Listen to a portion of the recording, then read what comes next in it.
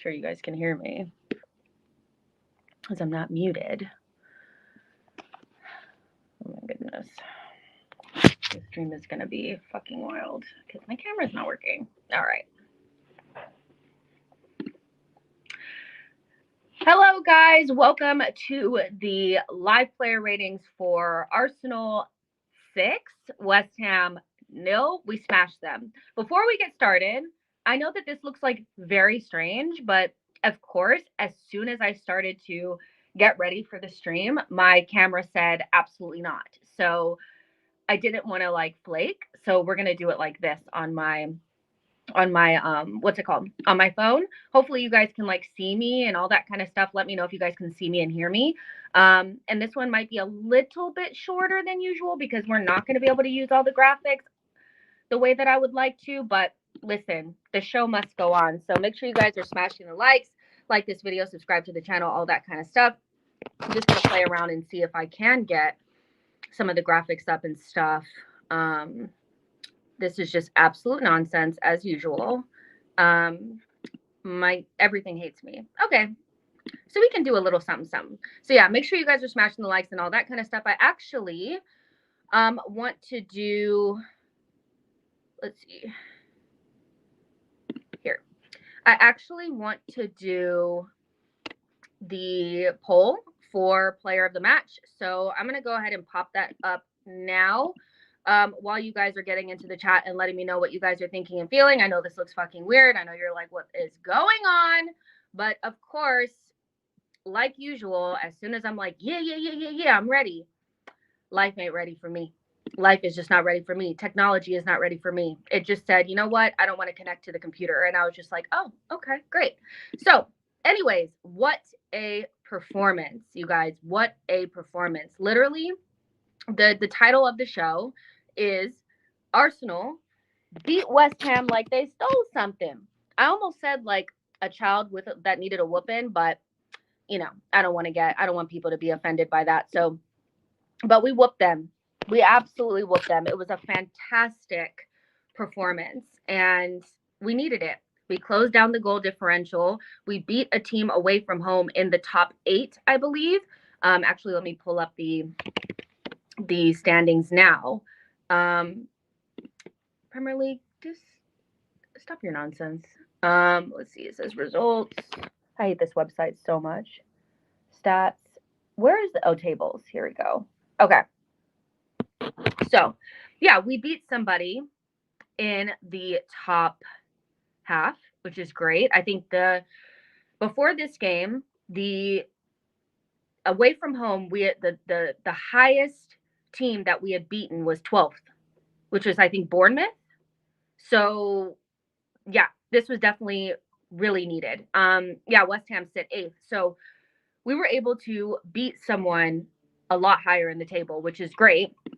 And that's why this cannot be minimized, which I know some people will try to minimize it and just say, well, West Ham they're not very good. Well, I mean, they're at the top part of the table, and I don't see many teams whooping up on West Ham the way that we did. We gave them an absolute lesson.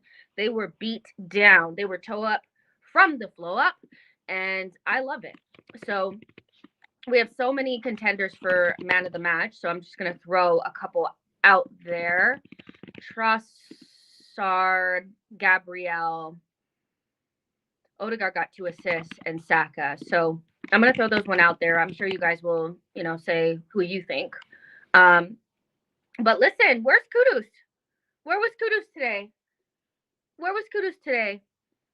Did he play? Where was Bowen today? Did he play? Oh, Rice. Yeah, Rice. Actually, let me change this. Let me end this poll. Let me start over. So who do you want to take out? Okay, so let's start this over. Let's start it over. You guys are right. See, that's what I'm saying. There's so many people. I keep forgetting. Gabriel. I always put Gabriel in. Is it Gabriel? Okay, Rice. Okay, Gabriel, Rice, Trossard, and let's do Saka. Let's take Ødegaard out. Yeah. Okay. Yeah. Gabriel, Rice, Trossard, and Saka. And like Martin is saying, actually, everyone, everyone should be man of the match today. Let's be serious. But you guys, that was our best performance of the season. And Liverpool was our best performance prior to that. And Nottingham Forest actually wasn't that bad. Honestly, that little break in Dubai has done Arsenal like wonders. We needed that break. We needed that like recalibration. It wasn't like we weren't awful, but we definitely were missing a little bit of something. And the last couple of games, we definitely had it. And we've done it without key players in Gabriel Jesus, Thomas Partey, no Tomiyasu again. We actually started off this game, I think, with people a little bit frustrated with really frustrated with not the lineup, but the bench, because the bench was like nonsense. Like there was El Nini was on it, Cedric was on it. There was no Partey, no Tommy, no Jesus, no Smith Rowe, and no Zinchenko. And so it was a little bit like, okay, the players that are out there have to get it done. You know, they have to get it done. And they did. They absolutely got it done. And so much so that Ethan Nwaneri got an opportunity to come off of the bench, which is what everybody has kind of wanted to see. Honestly, I'll be honest with you, I didn't see a lot of that part because I was fiddling around with my freaking camera and it was telling me no. Actually, we're not going to allow you to stream. So there's that.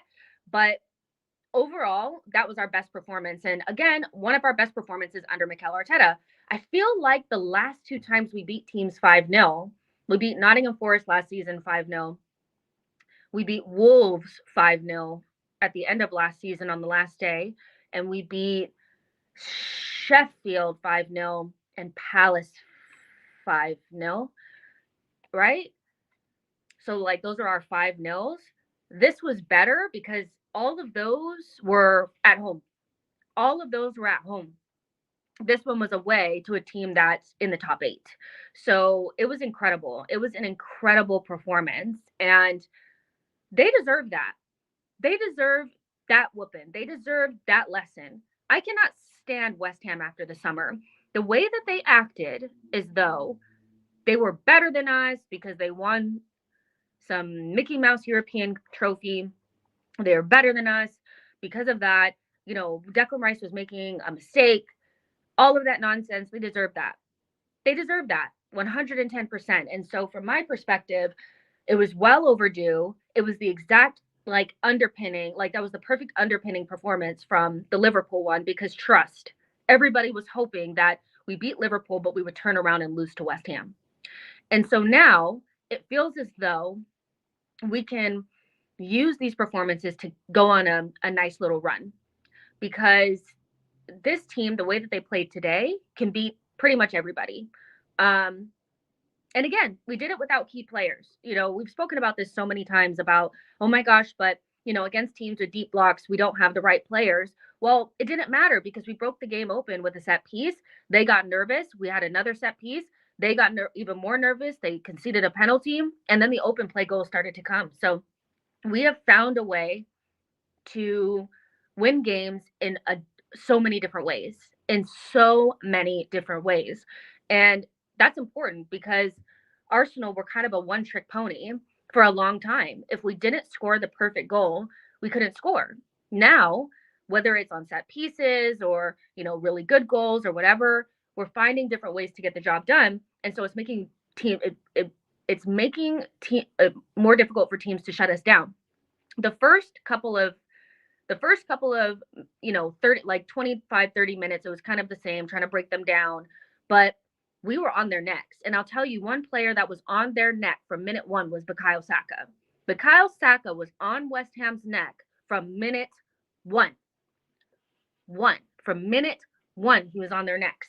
And I was like, period. You know, obviously I think he missed like one chance, like that he should have put away, probably like the little dink. No, he missed 2, a header as well. But he made up for it. He more than made up for it I feel like it was our 5th goal. And he was just on them, whether it was taking the ball off of Emerson, you know, getting us through the gears, getting us through midfield. He was fantastic, I thought, Saka today. And so I loved everything about his performance because you could just tell he was on business. He was like, I'm standing 10 toes down. We are handing West Ham an ass whooping today. And I love it. I absolutely loved his performance. Johnny says, yes, Saka is the second player of the match after Rice. John Donut says Saka is the one and only star boy. Rendition says, who cares about rival fans and League Gunner Rats? It's just funny to get one over on them, you know? Johnny D says, what can I say? Arteta out. It's the tweaks, not the players. Chosen One says, Jess Saka's redemption penalty was beautiful. It was. It was just like a really, really solid performance from everyone. But I thought Saka started us off in a very aggressive way, which is what you needed because actually West Ham started off pretty aggressive from minute one. They had a couple of little like of their little counter-attacking moments, but Saka was doing it on the opposite end, which I thought was perfect. Also, I thought Ødegaard was in flow today. He looked like he was just playing football, you know, and he was doing a really good job. Him and Trossard were doing a really good job linking play, keeping the ball ticking over, you know, dropping in, being creative. Trossard had some really good passes as well. I thought Trossard was fantastic in that first half playing as false nine. And what have I been saying from the minute? Like, what have I been saying from the very beginning about Trossard is that the idea that the guy can't start from the beginning of the game and he's just a squad guy is absolute nonsense. He was putting in performances like this last season.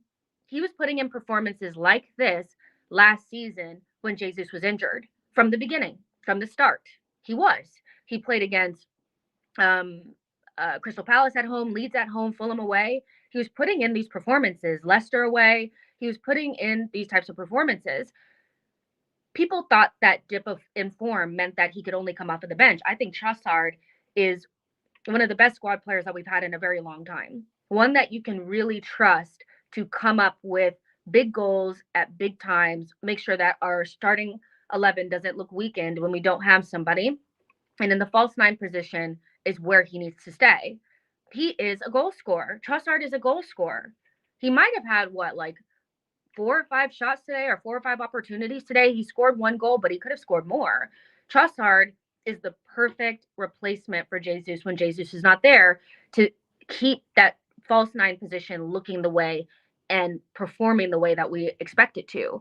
So I was really impressed with his performance, and I'm glad that it happened. I'm glad that this vein of form from Nottingham Forest till now is happening because we're going to need him because who knows when Jesus is going to be fit? Who knows when he's going to be able to play? You know, so Sleepy Messi had a fantastic game. He was definitely one of my players of the match because he also was doing the defensive work. He was also, you know, working very hard. He was dropping in. Some of his passes were insane. I can't wait to see his comp from today because I thought he was fantastic.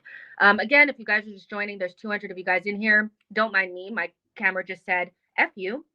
I'm not doing it today. Like it hates me, you know, so I am doing this on this camera, you know, or on this phone. It is what it is. Like we're just gonna have to do what we gotta do because there was no way I wasn't doing a post match for our best performance of the season. No freaking way. Let's see what else you guys are saying. We have a super chat here from Gunner in the CDN Rocky says Saka career milestone 100 GA. Come on, you Gunners. Not bad for a player with not a lot of natural talent. It wasn't too long ago where some big YouTubers that are fans of other teams were speaking nonsense on our star boy. Saka may not do a bunch of fucking step overs, may not be doing Rabonas and shit like that, but the guy has GA and he performs on a very consistent basis. Guys that he's always consistently compared to either don't play a lot of minutes because they're never able to consistently play because they're always a sick note, or they just can't compete consistently for an entire season. Cole Palmer. So for me, like Saka is just leading the way and has been this entire season, whether he's performing well or not, whether he's at his tip top or not, he's still coming up with very important goals at very important times. And so Saka is clear. He's clear of these Olise, Cole Palmer conversations. We're done with that. Chosen One says our talentless star boy. Exactly. Dragoon says Sleepy Messy. I said what I said. Listen, that is, who came up with that? Was it somebody in here? I feel like somebody in here came up with it and then I took it. So if you came up with Sleepy Messy, it's on you, because that is like the perfect nickname for Trossard. Richard says 10 out of 10 from Rice, Ødegaard, and Saka. For me, it's Rice, though. Absolutely immense, and what a goal. Let's talk about Rice for a second, because you know what? He probably had his worst game in an Arsenal shirt against our last time out against West Ham. I know some people were like, well, he wasn't good in the cup, but he actually didn't start in the cup, so I don't really blame him for that one. But I thought he was really poor at home against West Ham. But today he was really, really good. I thought he snuffed out any of their attacks. He scored a really nice goal. And they were trying to hurt him. They were doing their darndest to knock him out, but they couldn't. I thought Rice had a really, really good performance today, and a goal that was fantastic. I mean, who doesn't want to score against their ex-team that's constantly booing them? Do not boo your legends. And maybe they won't score against you and embarrass you at home. I don't know what to tell you, but Rice was really good today, and he made up for the performance at home. You what says Rice didn't really celebrate that hard when he scored, which I respected since it's his old club, which is, I mean, the lack of respect from his old fans, the West Ham fans was like, they were actually pathetic, booing him every time he touched the ball. This is your legend. Calm down. But he didn't celebrate, which I knew he wouldn't. Rice is a very classy guy. Like, he's not going to celebrate. But when you saw him on the sideline, he definitely was doing a lot of cheesing and smiling, So he will definitely be probably in a group chat very shortly saying, how about that goal, guys? Because I'm sure he still has contact with some of his ex-teammates. But they deserve that, because they were some of the most deluded fans on the planet this summer. That Rice was not stepping up coming to Arsenal. Rice was going to make a mistake coming to Arsenal. We're rivals. It's just proximity, guys. We're not really rivals. Let's be serious, everybody that's in London is not a fucking rival. If that's the case, then Watford are our fucking rivals too. I mean, I don't know what to tell you. So I don't know what to tell you. Matt G says, absolutely buzzing. I agree. James says, our defenders are becoming goal-scoring defenders. Saliba broke the game open, which I thought was really good considering the game that he had against Liverpool. I do think that it wasn't a bad Saliba performance, but he definitely, had some culpability with the goal that they scored, but, came up with a big goal to break the game open. Those are so important. When you're trying to break down a deep block, you have to damage them, because then they have to come out, and they're at home. So they're not going to just be able to keep sitting back. And so breaking the game open at that point was so important. So the go-ahead goal was massive today, and Saliba's header was perfect. And really, our corners were fantastic today. I love that we just kept it simple. I like that we put it in the mixer. I like that, Rice was on them, and Rice got 2 assists, and he's really good at taking our corners. It was perfect. I think Nicholas Jover definitely deserves a lot of credit for figuring out a way to get Arsenal another way of scoring goals when things are tight. Arsenal definitely need plan Bs, and it feels like we do have a plan B. We have different things that we can do. So special shout out, like James said, to Nicholas Jover, because he's probably up there for player of the season or man of the season or whatever, because as much as I think we get frustrated with not scoring as many open play goals as we probably would like, the set pieces have definitely kept us in the game, which is important. Matt G says, tell him, Jess. Rendition says, some hammerheads were doing the tosser sign when he didn't celebrate. Bunch of wankers. I mean, be bitter, but he was always going to leave. He's a fantastic player. And, I don't know what to tell you. At least he's closer to you guys. So if you want to, enjoy watching Declan Rice a little bit more, you only have to go not that far. You don't have to go all the way to Manchester to go see him in person. You guys can just come over to the Emirates and watch him if you want to. I don't know what to tell you. Like, he was always going to leave. And I'm glad he came to us. The American brother says, you love to see a big ups from DC. Glad you're watching in. Alistair Ben says, you better not be marking any of our players below 8 today. I'm probably not going to do the full gambit because, again, I'm on my this, and this is not the way I would want to do it. So we're probably just going to kind of like fly through them, but no one, actually, I could give somebody lower than an 8, but I'm not because it's just not the day for it, is it? RCGT says Kiwior was solid.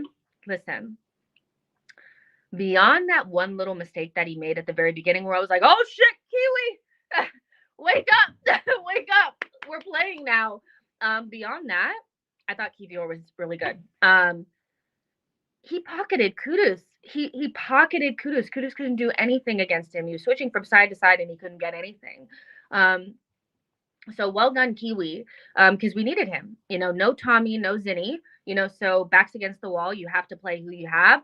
And he stepped up. And so well done, Kiwi. Well done. Winning Way says Kiwior was solid today. He starts over Zinni right now. I'm not sure about all that, but he was definitely good today. Mark says, great win by Arsenal today. Rice, baby. Here to there says Kiwior was even good on the ball. Really nice crosses he put in. He was very good today. And I'm happy about that because, again, he just needs a little bit of confidence. He's a very good player, Kiwior, I think. So hopefully it works out for him in the long run with us. I actually really like Kiwior. I would love for it to work out. Sample says, do you think Jesus gets back in the team? Honestly, right now I don't care. I'll be honest. I don't really care. I would love for Jesus to come back and to add the quality back into the team, but he's been so inconsistent in terms of his availability this season. Even with his performances, if we're honest, I don't think he's had very many good performances in the Premier League, and that might be because he can't stay available enough to get a run of games going. But the way that other players are stepping up, I'm not really that like. If I would love for him to come back, but all of the players that are not really there and are always injured, I'm finding them less and less of like a, oh my gosh, no, I don't know how to describe it. It's like when I see them not on the team sheet, when I see them not in the team at all, I'm starting to feel less like I care. I want them there. But it's not like it was last season where if Jesus or Thomas Partey were not on the team sheet, it was like we couldn't win. We're seeing that we can win games and win big games and important games without certain players. So, Jesus comes back in. I'm sure he gets his spot back, but I haven't really seen a level of performance consistently that it's like, if he doesn't start, like we're cooked. Like Trossard is stepping up. Havertz is doing a little bit of work. It is what it is. I love Jesus, but I just don't always feel like it's the right thing. Like if we had Jesus, we would have been even better. If we had Thomas Partey, we would have been even better. I'm just like, I don't know. I just kind of want to talk about the players that were actually out there because they're actually going to Anfield and getting the draw. They're actually beating Liverpool at home. They're actually going away to West Ham and winning. So I want to give them the credit rather than always talking about, what we could have done with other players because they're never available. They're never available, so it is what it is to me. Alistair Ben says, as long as we have Gabby and Saliba and Rice, I don't care who else, Arteta. Winning Way says, the subs scare me besides Ethan, Eddie, and Nelson running around like some headless chickens. Gunso says Havertz doesn't score, but he's a good facilitator.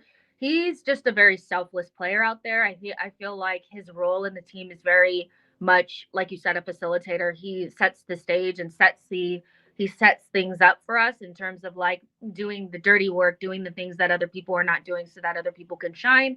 Sometimes it does feel like we need a little bit of something else. Today, it didn't feel like that, and I'm happy about that because I think he had a good game. Second good game in a row for Havertz. No, he doesn't score. No, he didn't get an assist, but he was good today. So there's nothing really to say beyond that. Chosen One says, Ødegaard is the first player to create 50-plus chances from open play in Europe's top 5 leagues this season. Maestro. Today, he got the assist that he hasn't been getting over the last couple of weeks, and I found it to be a little bit disingenuous for people to pretend as though he's not creating these chances because he hasn't gotten assists, because he's been really underperforming his expected assists because people have been lacking that clinical edge. Today, that didn't happen, so he got the assist. But the idea that Ødegaard is not creative or is not playing well has always been mostly based on people just maybe not liking him forever or something, or the fact that Madison was playing well and people are insecure. Ødegaard is a borderline world-class player that is performing at a very high level for Arsenal, and most teams would cut your hand off for a player like that because they don't have one. He's fantastic. Like, he does all the things. And so for me, Ødegaard, ever since he recovered from his hip injury, he's been fantastic. He's having a good season. If people were more clinical, he'd have more assists. My only thing with Ødegaard is take the shot earlier. But beyond that, he's been really good. And the thing is like, I just feel as though I always wanted to be on the right side of history with this one, because some of the conversations that were being had when Ødegaard was clearly playing with an injury was very like, okay, so we're just going to pretend like this player is not good for what reason? Like, it doesn't make any sense. Ødegaard is fantastic. So yeah, maybe stop listening to Lee Gunner and start listening to me a little bit more, because 50 chances from open play, and he's the first player to create 50 plus chances from open play in Europe's top 5 leagues. He's also like top for through passes. He's also, ever since we got to the top of the expected open play goals in the league, it's been post Ødegaard's injury. So again, just let people get fit, and then you won't have to hold corn every single time they get back into form. The conversations around Trossard were stupid. The conversations around Ben White were stupid, because all those players were just in a bad run of form or were dealing with injuries. Of course, these players are good. I don't understand what we're talking about. Johnny says, as I said, Ødegaard should have had a hat trick of assists today. We're not, if it weren't for the misses like Saka and such. Gunso says, we should loan out Eddie, not sell and keep the rights to our homegrown talent. Sell. There's no reason to keep him. Rendition says Madison is a physio star. Carol says, we'll sell Eddie this summer, I think, hopefully. Gunso says Ødegaard will be the same in any big club. Christopher says, add to the goal difference in the next game. Sample says Nwaneri had a chance to take a shot at goal. Nwaneri, is probably the closest to breaking through, and I think Arsenal will do what they need to do to help him break through, because there's a reason why they made sure that he didn't go to Chelsea and Man City. I think because they know that he's probably the one out of this group that will make it, and that's why he's gotten the very limited minutes that have been on offer. So well done, Ethan Nwaneri, and hopefully we get to see him more in the future. Let's see. Boy says, more of the same from the lads. Boy says, honestly, I was worried we would drop this game and it would be more of the same bottling from this team. Can't overstate how delighted I am with this win. Better than Liverpool win. It was better. But I feel like we're building. We built on the Nottingham Forest win, then we built on this, and we're building to hopefully what will be a very, very good run of games, which we need. And it keeps us in the title race, and just in case Man City falter, will be there, because we all know that Man City are about to go on some devilish run, so at least we'll be, in a good position to overtake them if they were to slip up. Damien says the word for this team is domination. Listen, we're starting to dominate games, really dominate them from a scoreline perspective and from statistics and possession and everything. Because again, West Ham didn't get a sniff. West Ham didn't get a sniff really. Winning Way says, when Saka dribbles, he normally tries to create space for himself, but when he actually tries to beat the man and play a 1-2 cutting in, he's more dangerous. He needs to do that more. Christopher says Nwaneri looked comfortable on the ball. I like the kid. Again, I feel like he's going to be, if there's anyone that's going to break through, it'll probably be him. It's not something that I feel like we need to be overly desperate to see, but he did look comfortable today, and he looked comfortable in preseason. He looked comfortable when he came in against Brentford. I think he is the one that they're going to try to, get a spot for, if that makes sense, or open up an opportunity for. Martin N says, I'm happy about the Nwaneri cameo. He looks like he fits right in the first team. He does. I mean, he looks like a typical Hale Ender, like that's very comfortable on the ball, that has the tech and all that kind of stuff, plays the Arsenal way. He looks the business, you know. So, yeah, I love it. Our Lila says lots of Arsenal disrespect Trossard. He's literally more clinical than Jesus and gives us GA left and right. I don't know what the conversations about Trossard were all about. I don't. I'm like, I was never going to be on the wrong side of that history. I'm sorry. Like, Trossard is clearly a quality player. And when players go through bad runs of form, sometimes it's just okay to back them and not throw them off of a cliff. Allow them to come back into form before we start acting like they're not any good, you know? O'Malley says 2 games, no Jesus, 2 games, no Eddie start. Bye bye, Eddie. I'll call you long distance in the summer. I really think that, like, we're starting to see the beginning of Arteta putting distance between this team and Eddie. Like, Eddie's more on Nelson's level than on Jesus's level. I think at the beginning of the season, Eddie was being put in positions that he didn't really need to be in because he's not good enough. Now Arteta is using Trossard more because Trossard's in form now, and we're starting to, like, you know, see the benefits of that, which is good. I'm not trying to, like, shit on Eddie, but I think it's just like it's so obvious that he's not at the same level as everybody else, and that's fine, you know. So use Trossard. Trossard was always, to me, the best option to step in for false nine if Jesus was not available, and he's showing that now, which is important. Winning Way says, I'm shocked Eddie and Nelson made it this far. Leslie says, Kiwior played well today. He did. Netweed says, Jose is a celebrated manager because his toxicity and hive mind siege mentality were very successful. What does Arteta remember actually being fed by Salt Bay? I mean, we could give him more than just like 4 years to try to define who Arteta is as a manager. But I don't know if you're an Arsenal fan or not. Judging by your comments, you're either a really bad Arsenal fan or just a rival fan that's salty. Maybe you need some of that Salt Bay meat, you know. But listen, I don't care. We're winning. So, I mean, I don't know what to tell you. No one cares. We're winning. Michael says Rice is an Arsenal gentle giant. He is. Winning Way says Gabby doesn't look as good as last season. I can see a Neto or Leao taking his place. If there was somebody that I would give lower than an 8, it would be Gabriel Martinelli. Now, I'll be honest, I feel like he was robbed of an assist because of the mix-up between Ødegaard and Trossard. That should have been an easy tap-in for Ødegaard, and Trossard got greedy. So, but his overall game, I felt like, was lower than everyone else. But I'm not sure. I'm not sure how I feel about Martinelli. I think he is having a altogether pretty average-ish season. But it is what it is. Chosen One says, Jess, 13 goals and 12 assists already for Saka is insane. He's a phenom, but he's not naturally talented. Oh, but Olise, he moves me. Oh, but Cole Palmer, he moves me. Sit on it. Like, I'm sorry. Like, I'll take my talentless goals and assists. I will take my tap-ins. I will take my talentless goals and assists. I will absolutely take those. If it's so easy, why aren't they doing it? If it's so easy, why aren't they at the right place at the right time?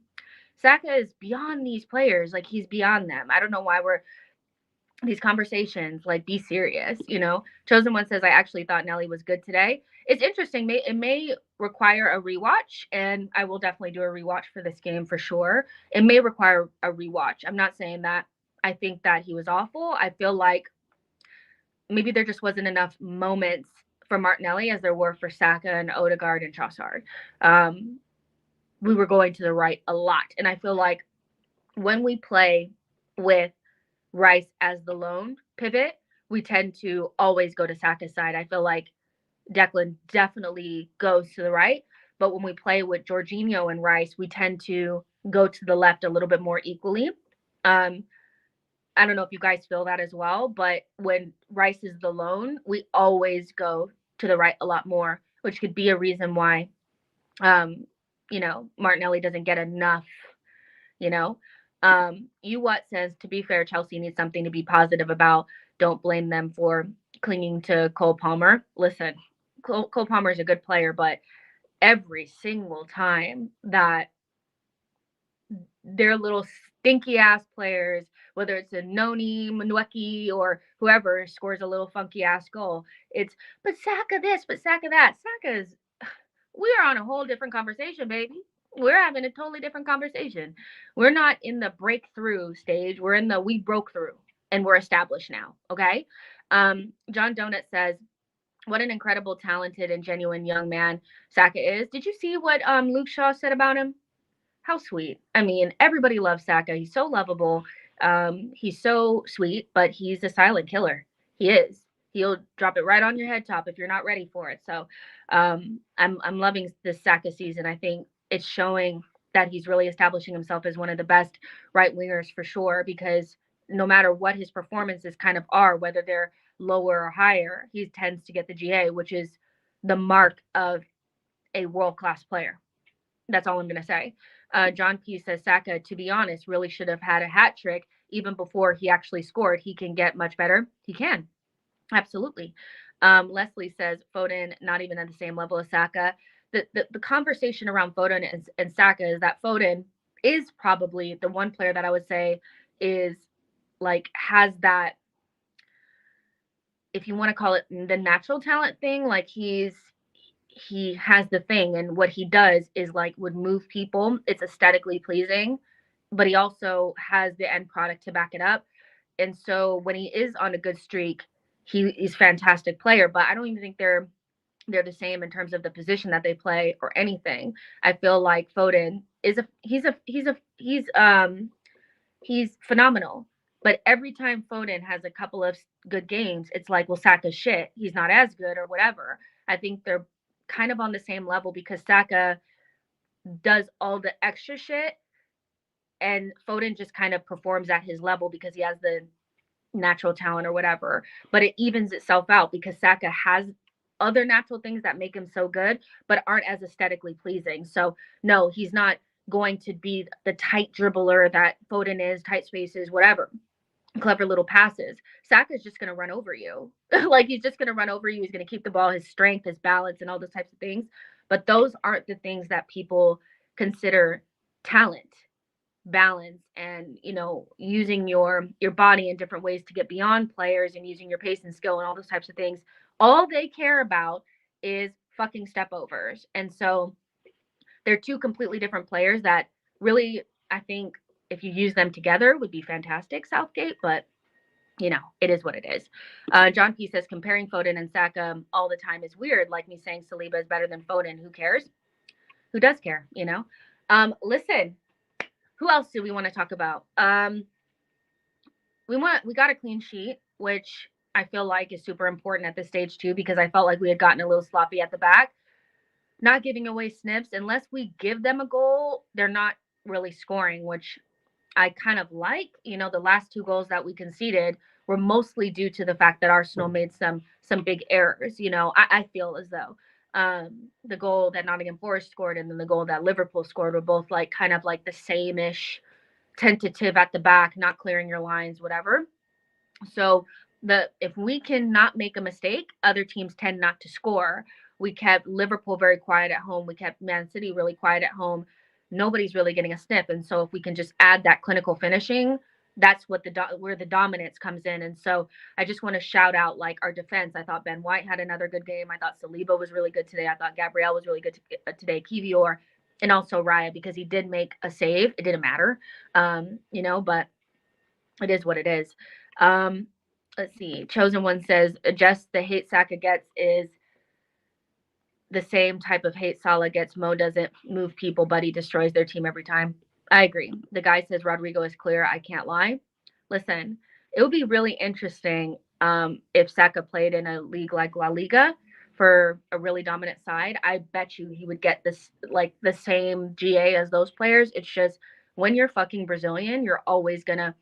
I feel like Arsenal are the only team that get Brazilians sometimes that don't feel as Brazilian, but Brazilians are always gonna move people from the eye test. And so I think Rodrigo is fantastic, and I think Vinny Jr. is out of this world. But I feel like Saka would not be out of place there. He may not move you, but is he going to run over these people and fucking score goals? Absolutely. Like, So it is what it is. Arnolito says Raya has been underrated during this little winning streak. Listen, quiet as it's kept. Quiet as it's kept. Quiet as it's kept. Freaking Raya has been good. He's been good. Now he hasn't been faced with much, but I saw a tweet the other day, and it reminded me of the Raya conversation. And we were asking, a lot of questions at the beginning when he wasn't playing as well. Why did Arteta go out and get this guy? Why did Arteta bring him out, or bring him in? And I felt like, it was harder to see because we weren't playing as well. Now that we're playing better, it's obviously it's more apparent if you're willing to put your biases aside. And it was a tweet about Ederson that, like, the reason why they have Ederson is because, like, if you're a team like Man City, you're not going to go out there and get a shot stopper. You're going to go get somebody like Ederson. If you want a more shot stopper goalkeeper, you want to maybe you're a Brentford fan or something of that nature. Like, a team like Man City is always going to want a goalkeeper like Ederson. May not always make the best shot stopping, decisions or whatever. May not be the best shot stopper, but is 100% going to give you that edge on the ball. And I feel like that's what Arsenal kind of wanted in Raya. I do feel like he's going to have the odd game where he's not going to be an Alisson in that way, but he does give us something better on the ball, and he does claim crosses better than Aaron does. Tim, before this game, said that last season Aaron Ramsdale caught 5.8% of the crosses that came into the Arsenal penalty area. Raya has caught 15.3 of the crosses that Arsenal have faced this season, which is a significant bump.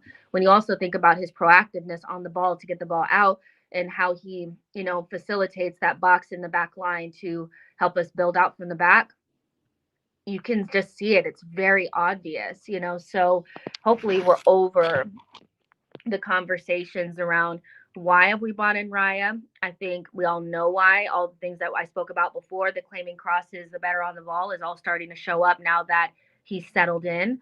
And, I know people are not ever going to admit that they probably got this wrong, but Raya is giving us what we need as the team that we are right now, which is a team that is very dominant on the ball. We have all the possession. We have all the play. We probably have one or two chances that the other team has all game if we're playing our way. And so the goalkeeper that we need has to be proactive, has to be able to turn those, opposition attacks into attacks for us. And that's what Raya is doing, So Ramsdale is a very good young goalkeeper, but again, happy to be on the right side of history with this one because all we needed to do was allow Raya to settle in, because Raya had only been in the team since like September, October, and he was written off by December, and now it's February and we're starting to really see it. So I'm not saying that he's going to always be perfect. He is going to have the odd bad game here or there, and he's not going to make the saves that maybe people would want because he's not a shot stopper in that way. But for 99% of the games that we play, we need a goalkeeper like Raya, not a goalkeeper that's, going to keep kicking the ball long, keep kicking the ball long. And so that it's coming back at us. We need somebody that's going to be very, very calm at the back. And so I remember people were saying that Arsenal were missing Raya's energy at the back. And I'm just like, no, we're not missing Ramsdale's energy at the back. We don't need that. We don't need that. We need calm.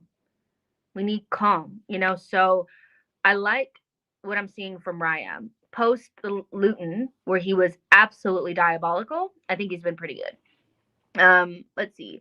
Winning Way says, can't wait for Timber and Partey at the end of the season. I don't know. I don't care. Literally, again, always like, well, what are we going to look like when these players come back? Timber, by the time he comes back, I don't see him really getting more than a month of potential game time. And Partey, again, has been missing. He's played, 381 minutes, and that's also plus the Community Shield. I'm not holding my breath for that man any longer. Like, he's not coming back. if he does, like, it would just be a cherry on top. Like, the guy just is never around. But I love Timber, and I think Partey is amazing. But again, they haven't played a lot of these games. They haven't gone through the fire. So I really want to focus mostly on the players that were actually out there doing the business. There's 200 of you guys in here. Make sure you guys are smashing the likes. I know it's a little bit weird because I'm on my phone, but I was never gonna leave you guys hanging. I promise. Johnny D says, "What do you mean, Jess? Ramsdale is an adequate backup. I never said anything different." Fair enough. Damien says, "Jess, what do you think about Frimpong? Saw his goal yesterday. I still don't like him. He's not my type of right back because he's not really a right back. He's a failed winger that they're putting in a wing back position, and we don't play with wing backs. So for me, it's not a thing. I don't like him. I'll be honest. He can do that all he wants. And it's giving Bundesliga attacks and 3 at the back wing back nonsense. And we just don't play like that. So there's that. Winning Ways says, "I think we need Timber and Partey for Champions League if we come across Real Madrid or Bayern, etc." John P says, "I'm fine with Havertz. The thing I like the most is that he plays 90 minutes twice a week in any position and holds it down." These are the positives about Havertz. He's available. He can play multiple positions. Yes, is he still maybe not everybody's favorite pick? No, but he's doing well with what he's got. Chosen One says, "Just by the way, Saka does have natural talent, loads of it. These people don't realize that talent isn't just techie dribbles. His creation, for example, is among the best of the world." And I agree with you. I feel like, again, Saka's talent cannot be quantified in step overs and cute dribbling and YouTube comps. Like, what he does best is really his best talent is just football IQ. He's one of the smartest players on the pitch. It's his ability to find separation, to find space, to keep the ball. He has a lot of skills that people don't quantify. They can't see it because it's not a step over. Saka has a lot of talent. If he didn't, he wouldn't be doing what he does on a consistent basis. So, I get what they're trying to say, but I feel like a lot of it is just to discount Saka because he doesn't play for them. That's it. Unknown C says, "This is the perfect way to follow up Liverpool. Massive confidence boost, cut the goal difference, and send a warning shot to Liverpool and Man City. I wish we would have gotten that last goal. I wish we would have got that last goal. I really wish we would have got it. So yeah, if we had gotten that, we would have gone second, but it's fine. Beggars can't be choosers. Phillips says, "A failed winger with 8 goals and 9 assists in half a season." It's the Bundesliga. I really don't. I don't rate the Bundesliga for attack-minded players. Kane had like 50 goals halfway through the season. So I don't know. I don't know what to say. Frimpong does not do anything for this Arsenal team, in my opinion. Like, he's more of a winger. And if you ask him to defend, I don't know if he can do it. He's small. He's just not the player that I would do. He's not the player that I would go get. I don't know. John P says 100 goals and assists in 20 games, or 100 goals and assists in 200 games at his age are great numbers. Saka is just that guy. I agree. You guys, there's tons of comments, so sometimes like I am just kind of like clicking them. So I'm sorry if I've missed your comment. I'm not trying to. I promise. And the same people do kind of consistently comment, and I do tap them. So I am sorry that if I didn't get your comment, I apologize. Next time, Ken, if your comment comes down, I will make sure that I click onto it. CC says, "But what could Arsenal have had if they hadn't bought Havertz? He's not a bad player, but will he take Arsenal to that next step and win something? Jury's out." I think that's always going to be the main conversation around Havertz, is that most people are not going to be able to see beyond the fact that we spent 65 million on a player that we didn't need. And even though he is playing well within what we are doing, hasn't taken us to the next level. And we could have bought something else with him that maybe would have helped us win the league. So that's the tough thing with Havertz, So there's just that, Let me see. Are we missing anybody? We talked about Ødegaard. We talked about Rice. We talked about salty West Ham fans. We talked about Trossard. We already talked about that. We talked about Saka. I think we talked about almost everybody. John P says United are winning, Villa are on the slide. Ah, the only thing that would make this freaking weekend better is being able to watch United Stand and United View and the football terrace and all that kind of stuff. Can't do that if United win.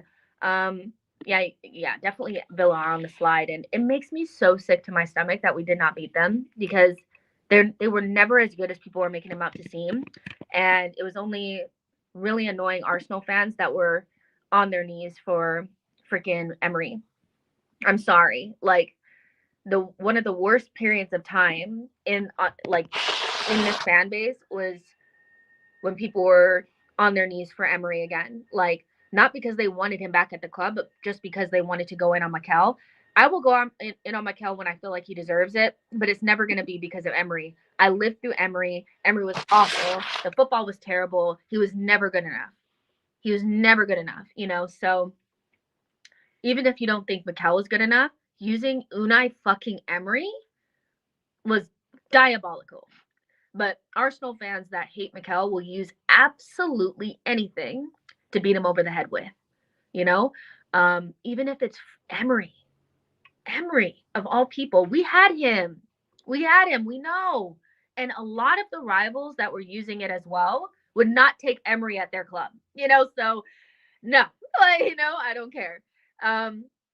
Let's see. Chosen One says, let's talk about Mikel. Masterclass. I mean, another really good performance from Mikel. Got it spot on with the lineup. His last 3 lineups have been perfect, despite having injuries and being limited on his resources, not having Thomas Partey and Jesus available and things of that nature. He's been able to change the way that we play in every single game. We played differently against Forest. We played differently against Liverpool and against West Ham. All of those game plans worked out. We've scored 10 goals in 3 games, I think. 10 goals in 3 games and conceded 2. So fantastic. Fantastic. Yeah, Igro says, remember when Villa were title contenders? Not for me. Martin N says, don't care about United. They're fighting for a Europa League spot while we are in a title fight. John D says, we played Villa and Newcastle when they were on a high. Sadly, we play Newcastle in 3 days after going to Portugal when they will be on a high again. Honestly, I still feel like even with Newcastle being on a high, they still weren't that great against Nottingham Forest. I rewatched that game yesterday. They're definitely gettable. They're still not a team that I feel like we should be losing to. We'll be playing them at home. And so I expect hopefully some of these players will be back and we'll have a deeper squad. But again, Newcastle are just not a team that I feel like we should be losing to. If you can beat Liverpool at home, you should be beating Newcastle at home. And I don't necessarily feel like we played Newcastle and Aston Villa on a high. I think we played them when we were at our lowest. And that's really unfortunate. We played Newcastle without Ødegaard, without key players, whatever, in a very dodgy way. We conceded that last goal. And then against Villa, we were totally dominant and just couldn't put the ball in the back of the net. I expect us to beat Newcastle this time around. Whether they're on a high or not. I need us to hand Bruno G that ass whooping. I'm so sick of his smug face. He pisses me off. John P says we should talk about Ethan Nwaneri. Looks super comfortable. Definitely look good on the ball, look comfortable. I did miss some of it because I was obviously fiddling with my camera. But from what everybody is saying, and he was really comfortable on the ball, which aligns with every time that we've seen him play in the first team. So well done to him, and hopefully he gets more opportunities. See, Walder says Bruno, little rat bag. Exactly. Little freaking rat. Jody D says 10 goals in 3 games, more like 15 in 4 matches. Fair enough. I like that as well. I forgot about the Crystal Palace game. It feels like eons ago for some reason. But we've been scoring loads of fucking goals, y'all. For a team that doesn't have a striker, we're scoring a lot of goals, Yeah, it's good. I love it.